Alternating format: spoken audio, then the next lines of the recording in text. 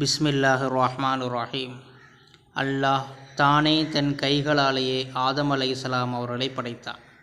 அல்லாஹ் மலக்குகளை நோக்கி, நான் மனிதனை களிமண்ணால் படைக்கப் போகிறேன் என்று கூறிய நேரத்தில், நான் அவரை செப்பனிட்டு அவருக்குள் நாம் படைத்த நம்முடைய உயிரையும் புகுத்தினால் நீங்கள் அவருக்கு சிரம்பணியுங்கள் என்று கூறினான். அந்த சமயம் மலக்குகள் அனைவருமே சிரம்பணிந்தார்கள், இப்லீஸை தவிர.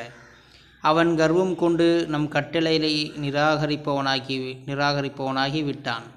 அதற்கு இறைவன், இப்லீஸே, நானே என் இரு கரங்களால் படைத்தவற்றிற்கு நீ சிரம்பணியாது உன்னை தடை செய்தது என்ன? நீ உன்னை மிக பெரியவனாக மதித்து கொண்டாயா? அல்லது நீ என்னுடைய கட்டளைக்கு கீழ்ப்படியக்கூடாத என்ன உயர்ந்த பதவி உடையவனாகி விட்டாயா என்றான். அல் குர்ஆன் 38வது அத்தியாயம் 71 லிருந்து 75 வரை உள்ள வசனங்கள்.